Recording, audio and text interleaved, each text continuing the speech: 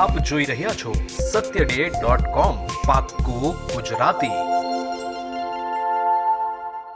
ઉત્તર ગુજરાતમાં સ્થાનિક કક્ષાએ મોટા સમાચાર આવી રહ્યા છે, જેમાં મહેસાણાના દૂધસાગર ડેરીના ₹22 કરોડના સાગરદાણ કૌભાંડમાં ડેરીના પૂર્વ ચેરમેન અને પૂર્વ ગૃહ રાજ્યમંત્રી એવા વિપુલ ચૌધરીની CID ક્રાઇમની ટીમે ગાંધીનગરથી ધરપકડ કરી લેવામાં આવી છે।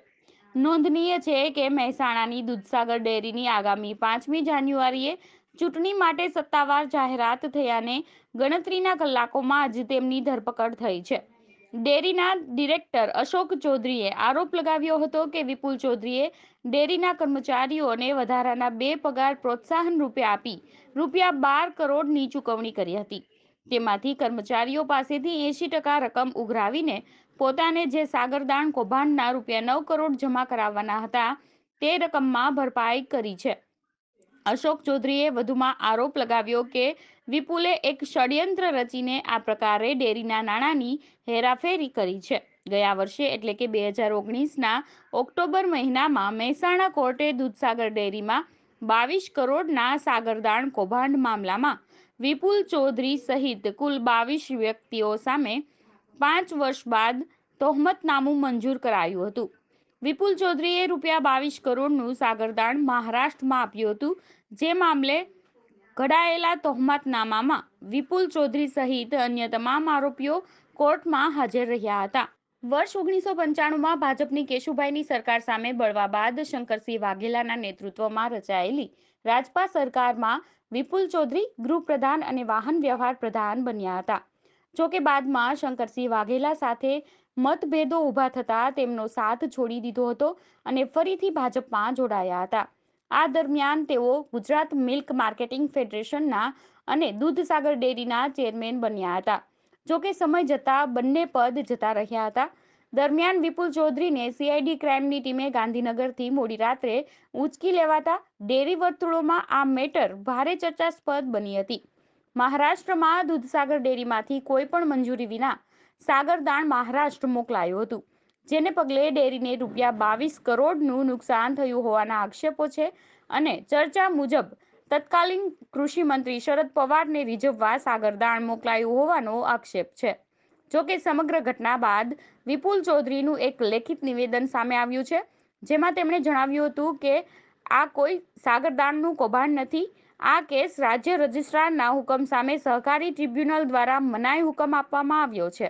આ મામલે 11.25 કરોડ ડેરીમાં જમા કરાવ્યા છે, જે બાદ આજ રોજ CID ક્રાઇમ દ્વારા પૂર્વ ગૃહમંત્રી વિપુલ ચૌધરીને ભદ્ર સેશન કોર્ટમાં રજૂ કરવામાં આવ્યા હતા, જ્યાં વિપુલ ચૌધરીના વકીલ અને સરકારી વકીલ સુધીર બ્રહ્મભટ્ટ દ્વારા દલીલો કરવામાં આવી હતી। CID ક્રાઇમ દ્વારા 14 દિવસના રિમાન્ડની માંગણી કરવામાં આવી હતી। બંને પક્ષની દલીલો બાદ કોર્ટ દ્વારા આરોપી વિપુલ ચૌધરીના 4 દિવસના રિમાન્ડ મંજૂર કરવામાં આવ્યા છે। satyday.com ગાંધીનગર। સર, આજે વિપુલ ચૌધરીને કોર્ટમાં રજૂ કરવામાં આવ્યા છે, રિમાન્ડ માંગવામાં આવ્યા છે, કેટલા દિવસના રિમાન્ડ માંગવામાં આવ્યા છે અને રિમાન્ડ અરજીમાં શું રજૂઆત છે? 5 દિવસના રિમાન્ડ માંગ્યા છે। અમે પોસ્ટ કર્યો છે રિમાન્ડનો અને આર્ગ્યુમેન્ટ પતી ગયા છે। ઓર્ડર સર, આપની શું આર્ગ્યુમેન્ટ રહી છે? અમારી આર્ગ્યુમેન્ટ એવી છે કે આમાં કોઈ ગુનો બનતો જ નથી। ડેરીની મેનેજિંગ કમિટીએ ઠરાવ કરીને એમના કર્મચારીઓને બોનસ આપી। એ બોનસની અમાઉન્ટ પછી કર્મચારીઓએ કોને આપી, વિપુલભાઈને આપી કે બીજા કોઈને આપી, એની જોડે કોઈને જ લેવા દેવા નથી, કારણ કે બધું કાયદેસરનું ટ્રાન્ઝેક્શન છે અને સરકારી કાયદા નીચે સોસાયટીની મેનેજિંગ કમિટીને સોસાયટીનો કારભાર કરવાની સત્તા છે, જેમાં કર્મચારીઓને બોનસ આપવાનો સવાલ પણ આવી જાય છે। એટલે આમાં કોઈ કાયદાનો ભંગ થયો નથી, તેથી કોઈ ગુનો બનતો નથી।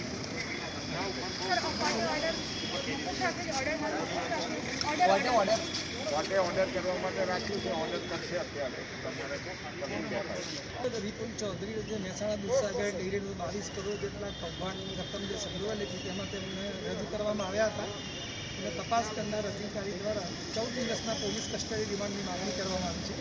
મુખ્યત્વે અમે એવી રજૂઆત કરી છે કે જે કર્મચારી તમે આરોપી વિપુલ ચૌધરી કોઈ હોદ્દો નહોતો ધરાવતા છતાં પણ તે મિટિંગમાં ગયા હતા અને બોનસની જે જાહેરાત કરી હતી એના જે રૂપિયા છે તે જુદા જુદા કર્મચારીઓને આપવાનું નક્કી કરવામાં આવેલું પણ ક્યારેય ના બન્યું હોય એવું થયેલું કે વિપુલ ચૌધરીને અમને જ્યારે રજિસ્ટર જે હુકમ કરેલો કે 9 કરોડ રૂપિયા એમને પોતે ભરવા વ્યક્તિગત, એ પૈસા ભરવા માટે આ બોનસ જાહેર કરવામાં આવ્યું. એ તારીખો બધા સંજોગો એકબીજાથી મળે છે અને એ પૈસા કર્મચારીઓને જે બોનસ આપ્યું હોય એ બોનસ તો કર્મચારીઓને પોતાના હકના પૈસા હોય, પણ આ કિસ્સામાં એવું થયું છે કે અન્ય 30 કર્મચારીઓની મદદથી આ 9 કરોડ રૂપિયા કર્મચારીઓ જોડેથી બોનસના પાછા લઈ લેવામાં આવ્યા છે ચેકથી.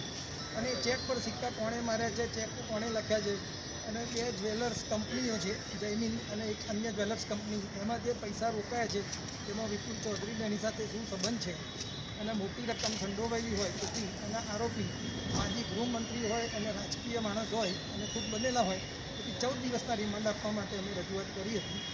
આરોપી પક્ષ દ્વારા અન્ય એક રજૂઆત કરવામાં આવી હતી કે પોલીસ દ્વારા અમને ફોર્મ ભરવા માટે ડેરી પર લઈ જવામાં આવે, જેની સામે અમે સખત વાંધો લીધો હતો કે આ કોર્ટે આ હુકમ કરી શકે નહીં, આ અન્ય જગ્યાએ આ અરજી આપવી પડે. કોર્ટે તો ફક્ત રિમાન્ડ આપવાની અરજી જ નક્કી કરવાની છે.